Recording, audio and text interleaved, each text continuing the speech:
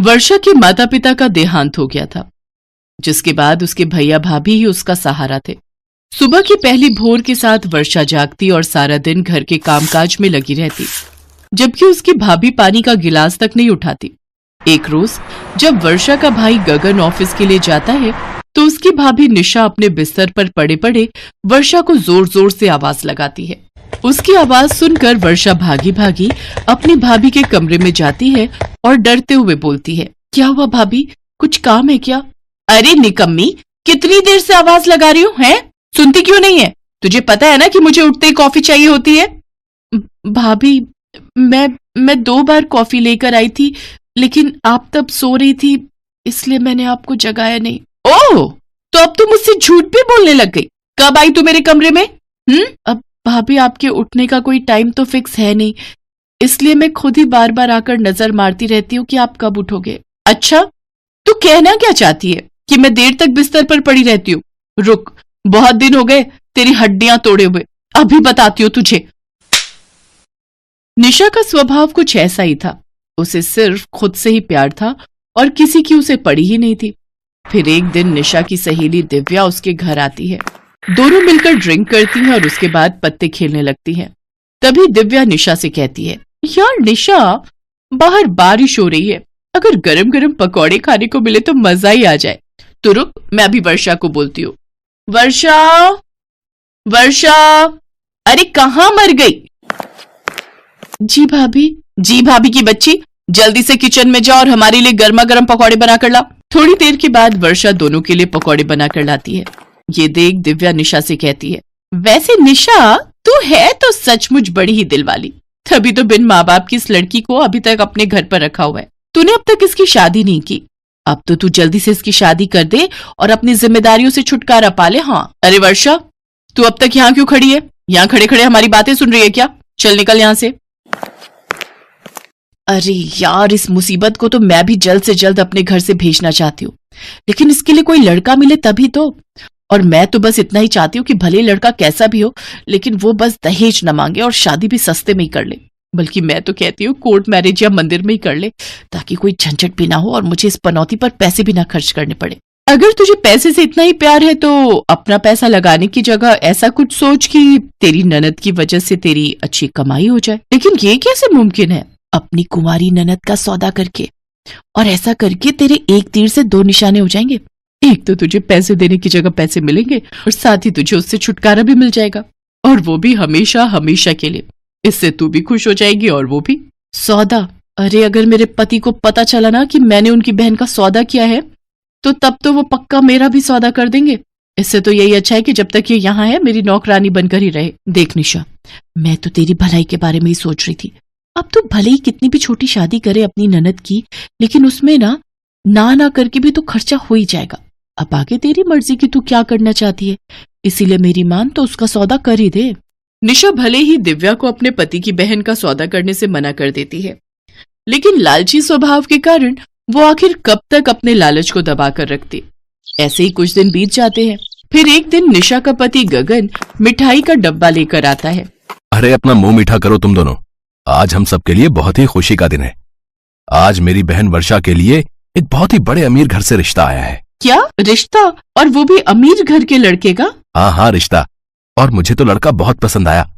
एक बार तुम दोनों भी लड़के से मिल लो, फिर देखते हैं कि क्या करना है। और वैसे भी हमारी वर्षा की उम्र अब शादी लायक हो चुकी है। लेकिन भैया, अगर मेरी शादी हो गई तो फिर आप लोग कैसे रहोगे? भाभी को भी घर के काम करने की आदत नहीं है। अरे मेरी गुड़िया रानी, अब तो हमारी फिक्र करना छोड़ और अपने आगे की जिंदगी के बारे में सोच। बस तेरी शादी हो जाए और हमें क्या चाहिए। और तू काम छोड़ेगी तभी तो निशा के सर पर जिम्मेदारियां आएंगी। ये मेरे पति की बहन जो मुझे फूटी आंख नहीं भाती, उसकी शादी एक बड़े और अमीर घर में? नहीं, मैं ऐसा बिल्कुल नहीं होने दूंगी। अब मुझे कुछ करना होगा जिससे सांप भी मर जाए और लाठी भी ना टूटे। अगले दिन निशा अपनी सहेली दिव्या से मिलती है और उससे अपनी ननद के सौदे की बात करती है। 2 दिन बाद निशा वर्षा को अच्छे से तैयार करके एक पार्क में ले जाती है और कुंती देवी नाम की एक औरत से मिलवाते हुए कहती है, ये मेरी कुंवारी ननद है जो कि दिखने में काफी सुंदर है और ये आपको भी काफी पसंद आएगी। भाभी, ये कौन है और मुझे इनसे क्यों मिलवाने लाई है? ये मेरी रिश्तेदार है और अब तुम इनके साथ ही जाओगी। लेकिन क्यों भाभी, मैं इनके साथ क्यों जाऊं? और भैया ये बात जानते हैं क्या? हाँ, उन्हें सब पता है। दरअसल हम दोनों कुछ दिनों के लिए बाहर घूमने जा रहे हैं और उन्होंने ही कहा था कि मैं तुम्हें अपने किसी रिश्तेदार के घर छोड़ाऊं। इसके बाद निशा कुंती देवी को अकेले में लेकर जाती है और उससे कहती है, मैं अपनी इस ननद का सौदा तुमसे कर रही हूँ। अब आज के बाद तुम उसके साथ कुछ भी करो, मुझे उससे कोई लेना देना नहीं है। एक बार अच्छे से सोच लो, फिर मत बोलना कि इसको वापस भेज दो। अगर एक बार हमारा सौदा पक्का हो गया तो फिर मैं तुम्हें नहीं जानती और ना ही तुम मुझे। ठीक है, तो फिर सौदा पक्का। अपनी ननद का सौदा करके शाम को निशा वापस अपने घर आती है तो गगन उसका इंतजार कर रहा होता है। कहाँ रह गई थी निशा? मैं कब से तुम्हारा इंतजार कर रहा हूँ। कहाँ चली गई थी? और ये वर्षा कहाँ है? वो भी कहीं दिखाई नहीं दे रही। मैं भी वर्षा को ही ढूंढ रही हूँ, वो सुबह से लापता है। कहीं ऐसा तो नहीं कि तुम्हारी शादी करवाने की बात से वो परेशान हो गई हो और उसने घर ही छोड़ दिया हो। वर्षा सुबह से गायब है और ये बात तुम मुझे अब बता रही हो? अरे मैं उसका भाई हूँ, कोई कसाई नहीं जो उसकी मर्जी जाने बिना ही उसकी शादी कर देता। अब मैं जा रहा हूँ अपनी बहन को ढूंढने। इतना कहने के बाद गगन अपनी बहन की तलाश में निकल पड़ता है, लेकिन फिर भी उसको वर्षा का कहीं पता नहीं चलता। काफी खोजबीन के बाद भी जब उसे वर्षा नहीं मिलती तो वो थक हार कर घर वापस आ जाता है। वो जैसे ही अंदर जा रहा होता है तभी उसे अपनी पत्नी की बातें सुनाई देती हैं। अरे यार, अभी तो उस पनौती, मेरा मतलब है गगन की बहन का सौदा करके पैसे मिले हैं मुझे, तो मैं तुझे 1-2 दिन में तेरे पैसे भी दे दूंगी। ये बात अच्छे से याद रखना निशा कि तुम्हारी कुंवारी ननद का सौदा करने का आइडिया मैंने ही तुझे दिया था। तुझे जल्दी मेरा हिस्सा भी मुझे दे देना चाहिए। अगर कहीं तेरे पति के आगे मैंने मुंह खोल दिया ना तो तुझे दिक्कत हो जाएगी। ये कैसी बातें कर रही है तू? मैं कौन सा तेरे पैसे लेकर भाग रही हूँ? मैं तो यही बोल रही हूँ कि 1-2 दिन वेट कर ले। समझती क्यों नहीं है तू? कुछ ही देर में उन दोनों के बीच में काफी तू मैं हो जाती है और दोनों एक दूसरे की सारी पोल पट्टी खोल देती हैं, जिसे गगन सुन लेता है और वो अंदर आकर कहता है, तुम्हें शर्म आनी चाहिए जो अपनी ही ननद का सौदा कर दिया। अरे तुमसे अच्छे तो पराये लोग होते हैं जो कम से कम हमदर्दी तो दिखा देते हैं, तुम्हारी तरह दिखावा तो नहीं करते। गगन, अब तुम्हें कोई गलतफहमी हुई है। अब हम तो किसी और के बारे में बात कर रहे थे। अब भला मैं अपनी ननद का सौदा कैसे कर सकती हूँ? इसके बाद गगन निशा से अपने सारे रिश्ते तोड़ देता है और उसे अपने घर से निकाल देता है और फिर पुलिस की मदद से अपनी बहन को ढूंढ निकालता है और उसे अपने घर वापस ले आता है।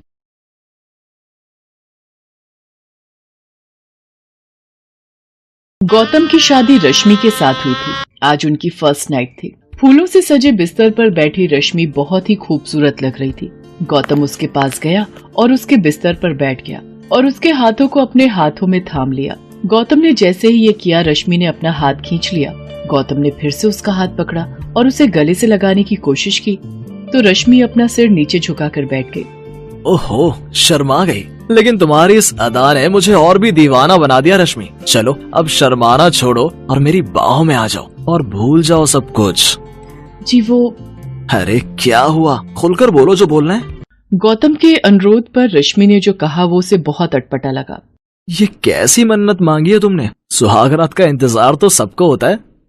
जी होता तो है, लेकिन मैंने शादी के पहले ही आपकी लंबी उम्र और हम दोनों का प्रेम खूब बढ़े, इसके लिए ये मन्नत मांगी थी। और मन्नत मांगते वक्त ये कहा था कि शादी के 1 महीने बाद ही मैं अपने पति के साथ खुलकर प्रेम करूंगी। 1 महीने तक हम रहेंगे तो इसी कमरे में, लेकिन एक दूसरे को स्पर्श नहीं करेंगे।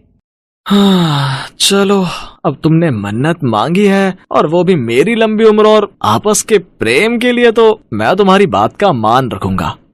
दोनों की शादी को 3 दिन हो गए थे। गौतम कैलेंडर में दिन ही गिन रहा था। एक सुबह जब गौतम शेविंग कर रहा था तभी दरवाजे पर दस्तक हुई।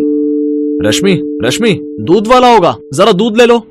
रश्मि ने दरवाजा खोला। दरवाजे पर दूध वाला ही था। रश्मि ने दूध का बर्तन दूध वाले के आगे इस तरह रखा कि उसका हाथ दूध वाले के हाथ से सट गया। दूध वाले ने अपना हाथ हटाना चाहा तो रश्मि ने जानबूझकर उसके हाथ से अपना हाथ रगड़ना शुरू कर दिया। अरे मालकिन, ये क्या कर रही हैं? 3 दिन पहले ही तो इनकी शादी हुई है। क्या हुआ भैया, क्या सोचने लगे? कुछ नहीं मालकिन। ये कहकर वो हड़बड़ाकर वहां से जाने लगा तो रश्मि ने उसे देखकर अपनी एक आंख दबा दी। रश्मि की इस हरकत से उसे जोर का झटका लगा और वो पूरे रास्ते यही सोचता गया कि गौतम जी की शादी गलत लड़की से हो गई है। बताओ, 2 दिन हुए शादी को और वो पराये मर्द को न सिर्फ छू रही है बल्कि आंख भी मार रही है। छी छी छी छी, घोर कलयुग आ गया है। एक दिन जब गौतम ऑफिस गया हुआ था तो कपड़े लेने के लिए धोबी उनके घर आया। मालकिन, आपने कपड़े निकाल कर रखे हैं ना? कपड़े निकाल कर? रश्मि ने ये बात इस अंदाज में कही कि धोबी रमनलाल झेप गया। धोबी जब कपड़े लेकर जाने लगा तो रश्मि ने उसे देखकर भी आंख मार दी। रमनलाल के जहन में भी वही सब चलने लगा जो दूध वाले पंकज के जहन में चल रहा था। रश्मि का ये बर्ताव धीरे धीरे मोहल्ले वालों के बीच चर्चा का विषय बन गया था। एक दिन जब गौतम ऑफिस से घर लौटा तो सोसाइटी के गेट पर खड़े गार्ड ने उससे कहा, राम राम साहब। राम राम भाई, राम राम। जी साहब, वो मुझे आपसे कुछ कहना था। तुम्हें फिर से पैसा चाहिए? अरे नहीं साहब, वो कुछ और बात है। उसके बाद गार्ड ने गौतम से जो कहा उसे सुनकर गौतम का पारा 7वें आसमान पर पहुंच गया। तुम पागल तो नहीं हो गए या होश खो दिए अपने? तुझे पता भी है तुम मेरी पत्नी के बारे में क्या कह रहे हो? साहब, मैं झूठ नहीं बोल रहा हूँ। आप जब ऑफिस चले जाते हैं तो मेम साहब हर दिन मुझे बुलाती हैं। कभी मेरा हाथ पकड़ती हैं और अब कभी आंख मारती हैं। देखो, तुम बर्दाश्त की सीमा मत लांघो, नहीं तो तुम्हारी शिकायत मैं सोसाइटी में कर दूंगा। तुम्हारी नौकरी चली जाएगी। ये कहकर गौतम वहां से निकल गया। लेकिन कुछ दिनों बाद जब दूध वाले और धोबी ने यही बात गौतम से कही तो वो सोचने पर मजबूर हो गया। ये सब लोग रश्मि के बारे में ऐसी बातें क्यों कर रहे हैं? मुझे तो कहा कि उसने मन्नत मांगी है, मुझे छूने तक से मना कर दिया और गैर मर्दों को वो आंखें मार रही है। मेरी गैर हाजिरी में उन्हें घर बुला रही है। नहीं नहीं, ऐसा नहीं हो सकता है। लोग झूठ बोल रहे हैं, लेकिन सभी लोग झूठ क्यों बोलेंगे? क्या करूं मैं? रश्मि से बात करूं क्या? नहीं नहीं नहीं नहीं, उसे बुरा लग गया तो गौतम रश्मि से प्यार करता था, इसलिए उसने लोगों की बातों पर कोई ध्यान नहीं दिया। लेकिन एक बात जो उसने महसूस की वो ये थी कि रश्मि किसी से घंटों फोन पर बातें करती रहती है। एक बार जब उसने उससे पूछा कि वो किससे बातें कर रही थी तो उसने कहा, यहाँ पर फोन पर बात करने में भी कोई पाबंदी है क्या? पाबंदी? नहीं तो कोई पाबंदी नहीं है। मैं अपनी दोस्त से बातें कर रही हूँ, शर्मिला नाम है उसका। हम बेस्ट फ्रेंड हैं, लेकिन मेरी शादी हो गई यहाँ दिल्ली में और वो शादी करके दुबई चली गई। अब हमारा मिलना जुलना ज्यादा संभव तो है नहीं, इसलिए हम फोन पर ही बातें करते हैं। आपको यकीन नहीं हो रहा है तो ये लीजिए फोन और मेरी दोस्त से बात करिए। ये कहकर रश्मि ने मोबाइल गौतम की ओर बढ़ा दिया। गौतम ने अपना सिर झुकाकर रश्मि की बात मान ली। वो मन ही मन बहुत दुखी भी हुआ कि उसने अपनी पत्नी पर शक किया। क्या हो गया है मुझे? मैं अपनी पत्नी पर शक कर रहा हूँ, उस पत्नी पर जिस बेचारी ने मेरी लंबी उम्र के लिए मन्नत मांगी है। मैं बहुत ही बुरा आदमी हूँ यार, बहुत बुरा। वो बेचारी अपना सब कुछ छोड़कर मेरे पास आई और मैं उसके साथ ऐसा बर्ताव कर रहा हूँ, शक कर रहा हूँ उस पर। उसने अपनी पत्नी से माफी मांगी। एक रात की बात है, गौतम गहरी नींद में था, तभी रश्मि बिस्तर से उठी और दूसरे कमरे में जाकर फोन पर बातें करने लगी। निरंजन, मैं अपनी हरकतों से पूरी कोशिश कर रही हूँ कि मेरा पति गौतम मुझे छोड़ दे, लेकिन वो तो जोंक की तरह चिपक गया है मुझसे। देखो निरंजन, मैं तुम्हारे बिना जी नहीं सकती। कोई उपाय करो और मुझे इस नरक से निकालो। मुझे नहीं रहना है गौतम के साथ, एक दिन भी नहीं, एक पल भी नहीं। रश्मि को ये बात पता नहीं थी कि उस दिन उसकी सारी बातें गौतम ने सुन ली हैं। जब वो अपनी बात खत्म करके बिस्तर पर पहुंची तो गौतम जगा हुआ था। अरे, आप सोई नहीं है? सो ही तो रहा था रश्मि आज तक, तभी तो मुझे कुछ पता नहीं चल रहा था। ये आप क्या कह रहे हैं? क्या पता नहीं चल रहा था? यही कि मैं तुमसे जोक की तरह चिपक गया हूँ। तुम यहाँ नर्क में रह रही हो। ये सब आप क्या कह रहे हैं? मेरी कुछ समझ में नहीं आ रहा है। रश्मि, अब तो सच बोल दो, ये निरंजन कौन है जिससे तुम आधी रात को बातें कर रही थी? सच सच बोल दो रश्मि, मैं तुम्हें कुछ नहीं कहूंगा। गौतम की बात सुनकर रश्मि रोने लगी और रोते रोते उसने गौतम से कहा, निरंजन और मैं साथ ही पढ़ते थे। हम दोनों एक दूसरे से बहुत प्यार करते थे और शादी भी करना चाहते थे, लेकिन क्या? मैंने ये बात अपने पेरेंट्स को बताई तो वो उखड़ गए और बिरादरी के बाहर शादी करने से साफ साफ मना कर दिया। रश्मि और निरंजन के प्रेम के बारे में जानकर रश्मि को उसके माँ बाप ने घर में ही नजरबंद कर दिया और अपनी बिरादरी में लड़का देखने लगे। फिर जबरदस्ती उसकी शादी गौतम से करा दी गई। शादी के बाद सुहाग रात को मैंने तुमसे झूठ बोला था कि मैंने कोई मन्नत मांगी है। मैं चाहती थी कि तुम मुझसे दूर रहो। यही नहीं, मैं ये भी चाहती थी कि तुम मुझे घर से निकाल दो। इसलिए मैं दूध वाले, धोबी और वॉचमैन के साथ वैसी हरकतें करने लगी। रश्मि, तुम्हें मुझसे पहले ही ये सच्चाई बता देनी चाहिए थी। मैं चाहती थी बताना, लेकिन तुम मुझे इतना प्यार करते हो कि मेरी हिम्मत नहीं हुई तुमसे कुछ कहने की। रश्मि, तुम बेफिक्र रहो, मैं निरंजन से तुम्हारी शादी कराऊंगा। रश्मि तो यही चाहती थी, लेकिन अगले दिन रश्मि के साथ एक ऐसा हादसा हुआ कि सब कुछ बदल गया। उस दिन रश्मि निरंजन को फोन करके ये खुशखबरी दे रही थी, तभी उसके घर का झूमर खुलकर उसके ऊपर गिर पड़ा।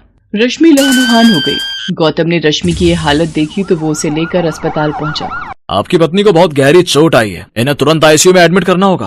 रश्मि का खून बहुत बह गया था, इसलिए डॉक्टरों को उसे ब्लड चढ़ाना पड़ा। ब्लड गौतम ने ही दिया था। पूरे 1 महीने रश्मि अस्पताल में रही। इस बीच गौतम ने किसी बच्चे की तरह उसका ध्यान रखा, उसे टाइम पर दवा देना, खिलाना पिलाना, जब तक वो सो नहीं जाती उसके सिरहाने बैठे रहना। 1 महीने बाद जब वो पूरी तरह ठीक होकर घर आ गई तो रश्मि, अब तुम पूरी तरह से ठीक हो गई हो, लेकिन तुम थोड़े दिन और आराम कर लो।